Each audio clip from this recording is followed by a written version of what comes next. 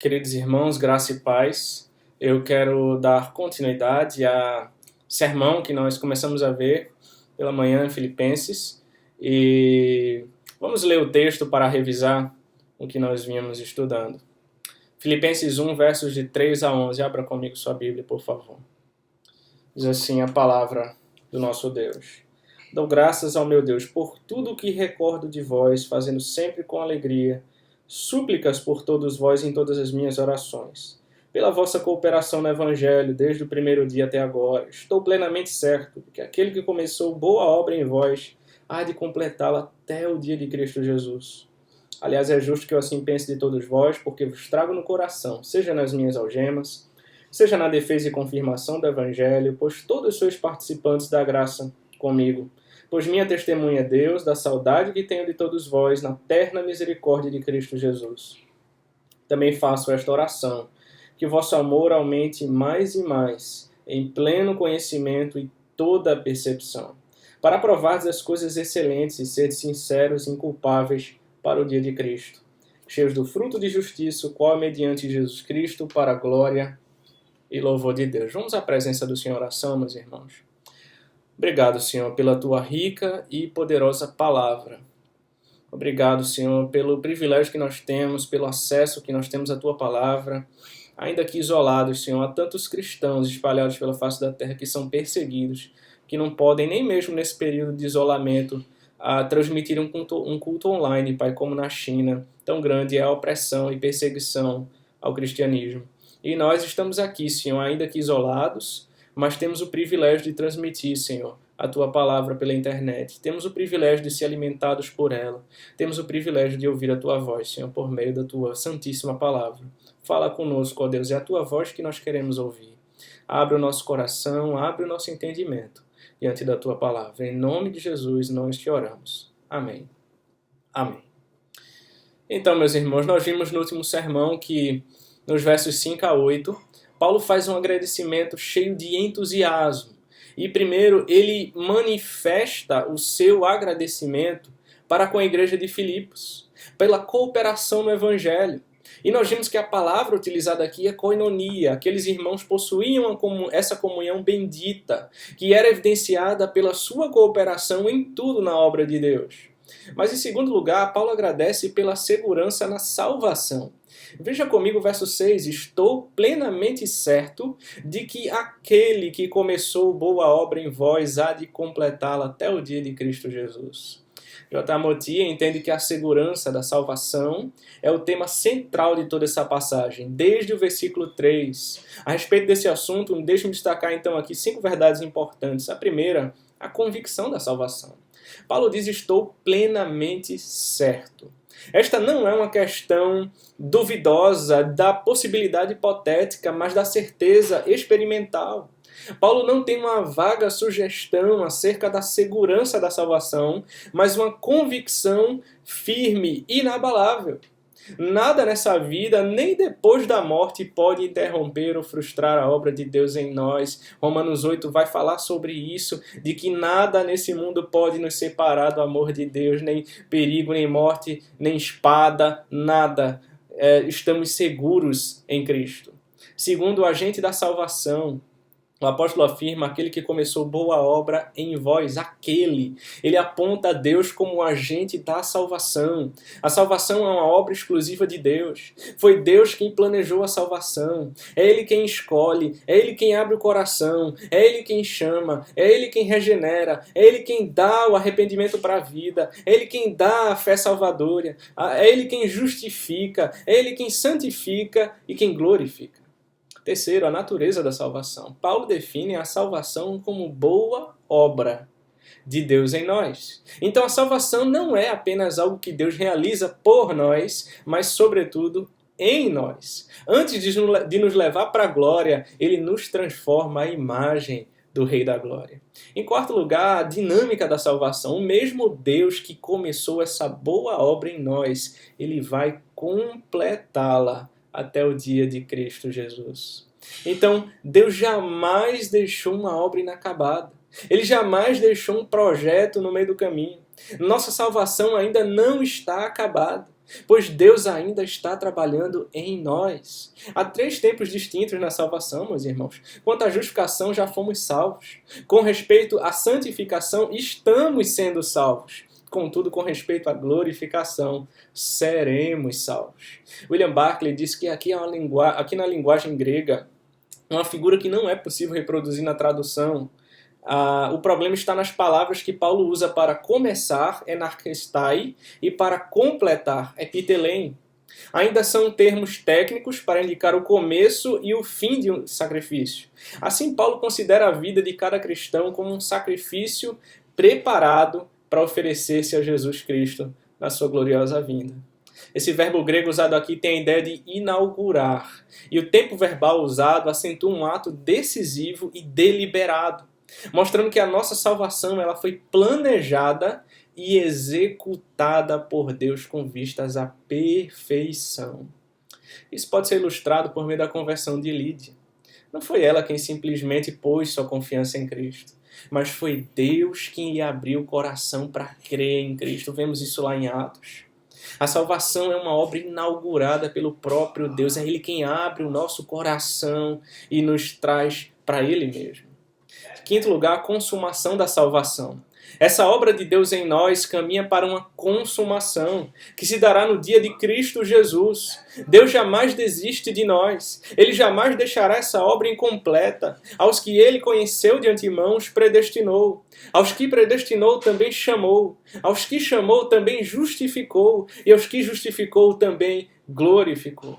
A perseverança da salvação depende de Deus, porque Ele não pode mentir e as suas promessas são fiéis e verdadeiras. Nós podemos ter a garantia de que a nossa salvação não é apenas uma vaga possibilidade, mas uma certeza inabalável.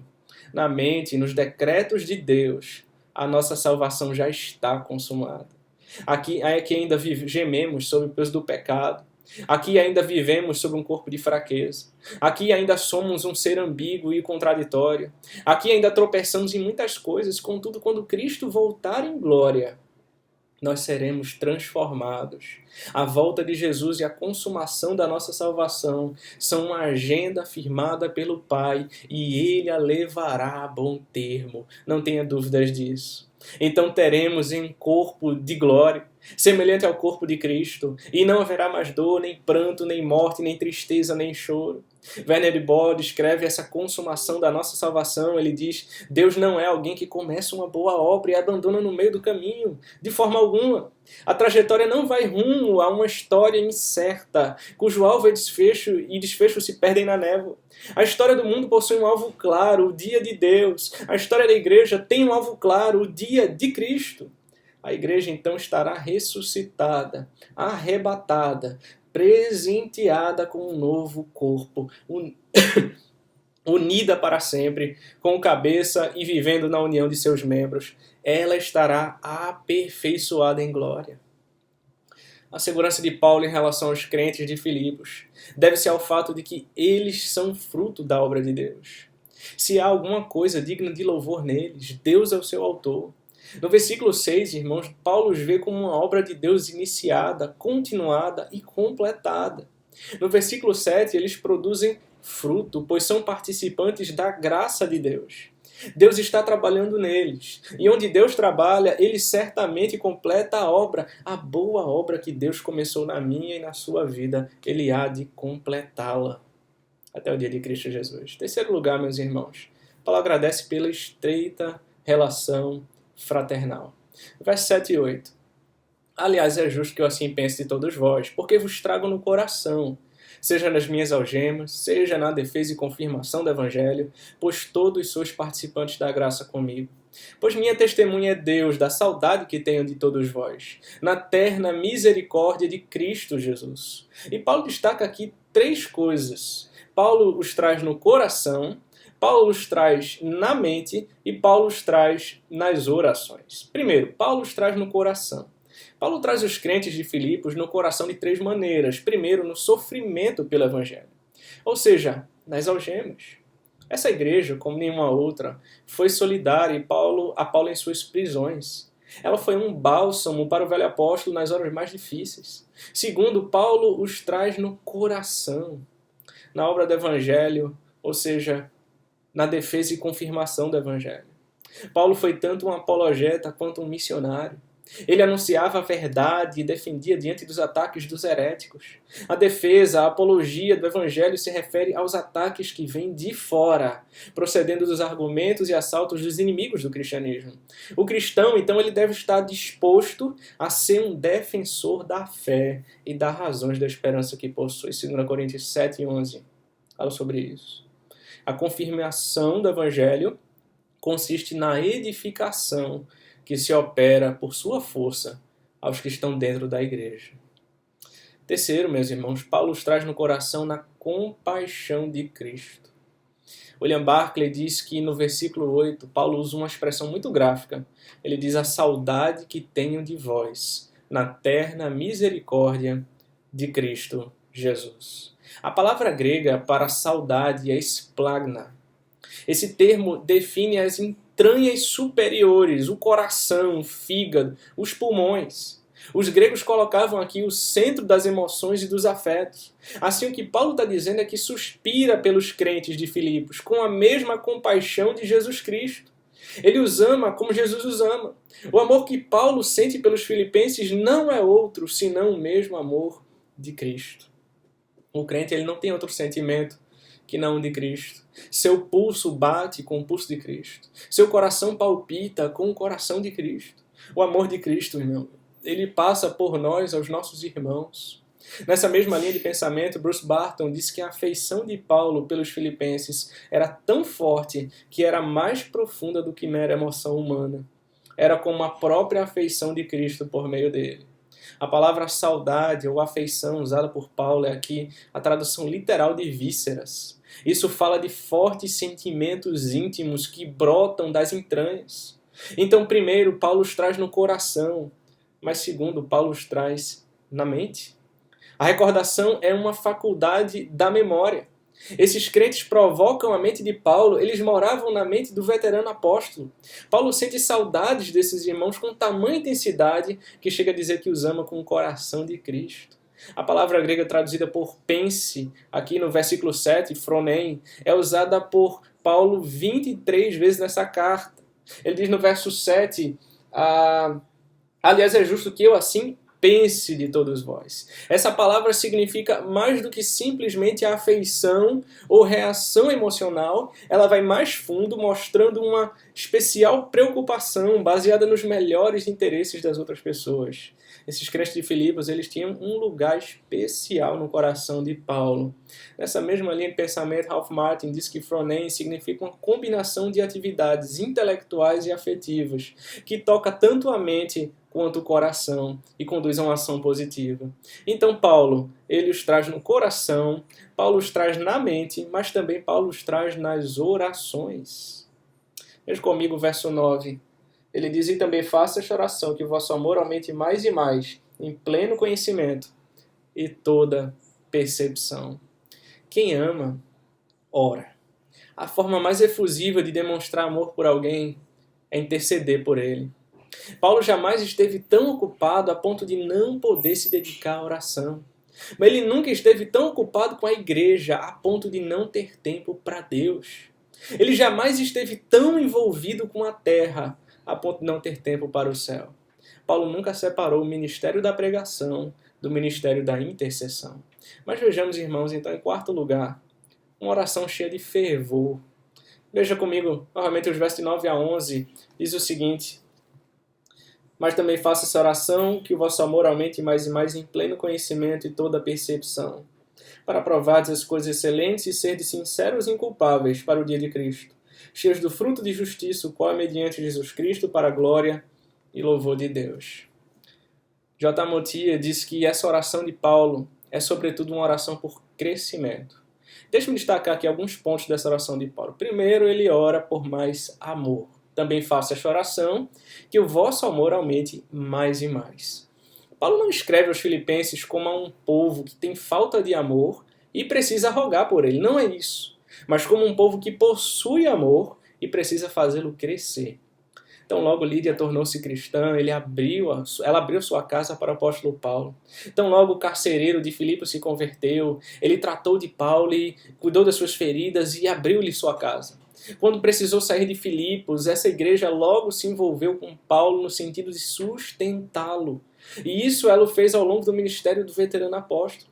Em nossa condição de cristãos, irmãos, há algo capaz de crescer sem limites: o amor.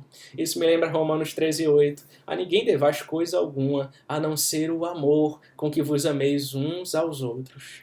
É digno de observar que Paulo não pede prosperidade, uma vez que eles eram pobres, nem pede livramento, uma vez que eles eram perseguidos. Mas ele pede que eles avancem na escalada do amor. Não há limites para o crescimento do amor, dentro e fora da igreja. Segundo, de que maneira cresce o amor, irmãos? Então a parte B do verso 9 vai nos instruir em pleno conhecimento e toda a percepção. Quando perguntamos em que caminhos o amor pode crescer mais e mais, a resposta é que o crescimento do amor é controlado e dirigido pelo conhecimento e discernimento.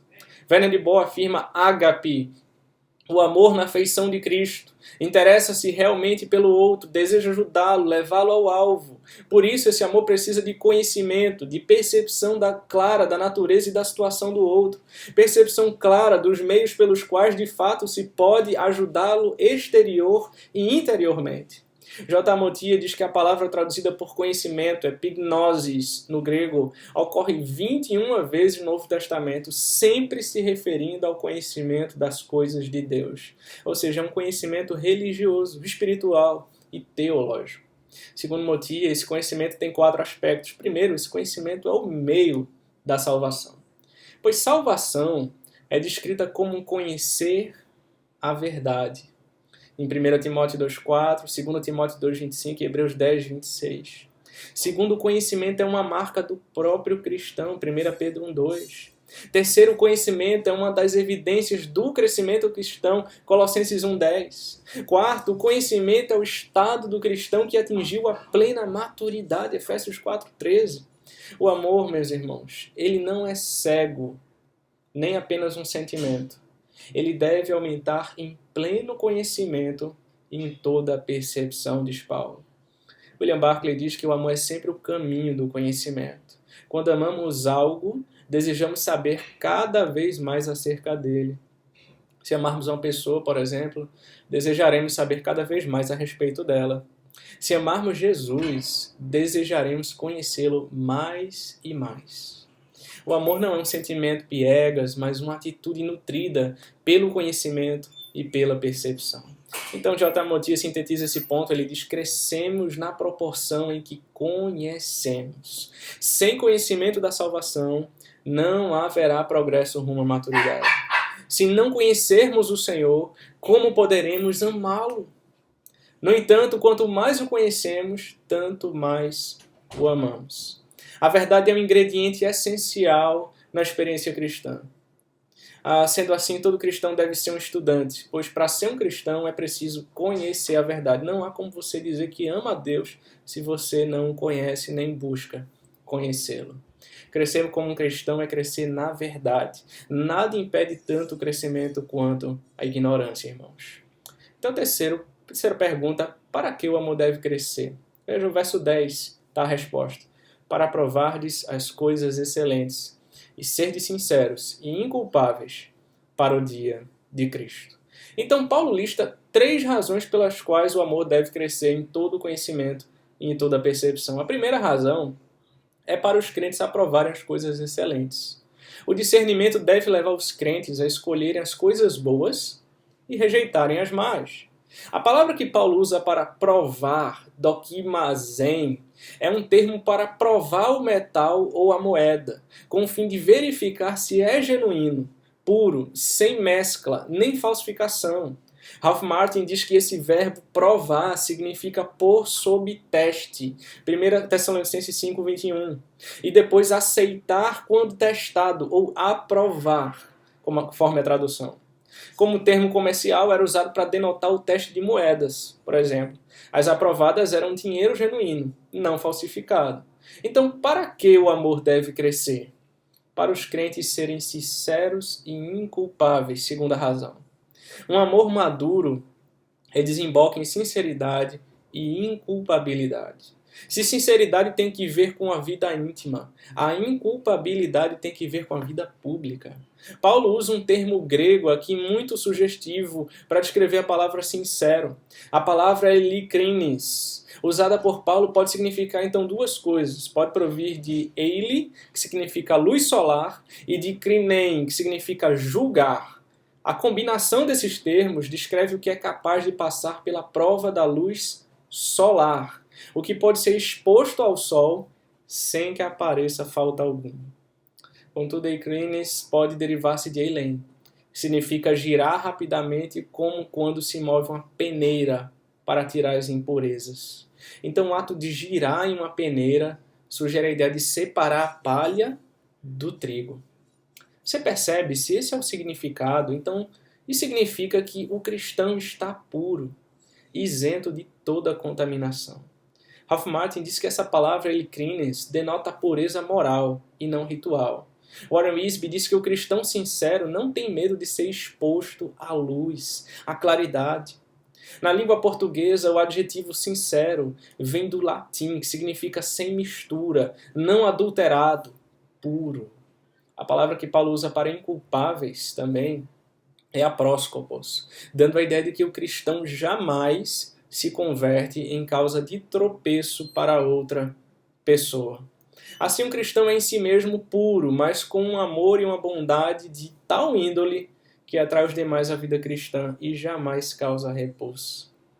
Para que o amor deve crescer, irmãos? Em terceiro lugar, para os crentes estarem preparados para a segunda vinda de Cristo. Nós devemos viver hoje como se Cristo fosse voltar amanhã. Nós vivemos à luz da eternidade. A esperança da segunda vinda de Cristo nos motiva à santidade. Werner Bohr diz que no Novo Testamento esse futuro, esse é o elemento decisivo ao qual se volta todo o pensar e agir. A atualidade sempre apenas caminho inteiramente determinado pelo alvo. O esperado dia de Cristo virá. E a relevância total, então, será que a igreja seja pura e decorosa, imaculada. No entanto, para sê-lo, então, hoje, já precisa sê-lo agora. Para sê-lo, então, no futuro, já precisa sê-lo agora, no presente. Em quarto lugar, como que o amor deve se manifestar, irmãos? Versículo 11, cheios do fruto de justiça, o qual é mediante Jesus Cristo, para a glória e louvor de Deus. Então estamos a caminho do céu, para prestarmos contas da nossa vida, e não devemos comparecer diante de Cristo de mãos vazias, mas nos apresentar a Ele cheios do fruto de justiça. De forma alguma, irmãos, Paulo vê naquele dia a igreja pobre e de mãos vazias diante de Cristo, mas cheia do fruto de justiça, de boas obras, que Deus criou de antemão para que andássemos nelas, diz Efésios. Em quinto lugar, irmãos, qual é a fonte do fruto de justiça? A parte B do verso 11 vai nos responder: o fruto de justiça é por meio de Jesus Cristo. Não produzimos frutos por nós mesmos. O fruto não é produção própria da igreja. A seiva que nos faz frutificar é Cristo. Se não estivermos nele, nada poderemos fazer. Dele vem a força e o poder. O que existe de bom em nós é obra de Cristo. Sexto lugar, qual é o propósito final da apresentação do fruto de justiça no dia de Cristo? A parte C do verso 11 nos responde: o propósito final da vida do cristão é a glória e o louvor de Deus.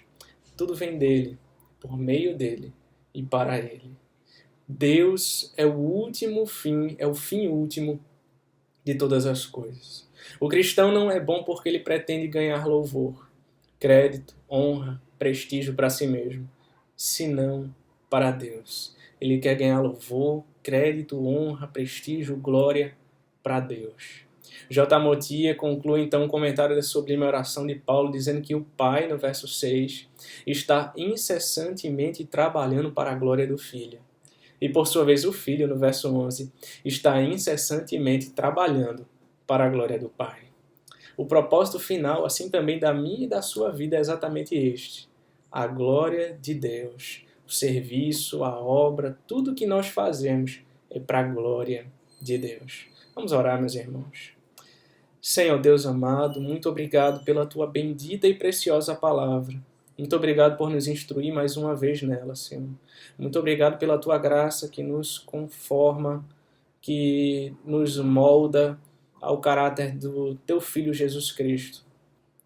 Obrigado, Senhor, que o Senhor nos ajude a fazer tudo para a glória do teu nome, é o que nós te rogamos. E que a graça e a paz de nosso Senhor Jesus Cristo, o amor de Deus, o nosso Pai, e as ternas consolações do Espírito sejam convosco, e convosco permaneçam desde agora e para todos sempre.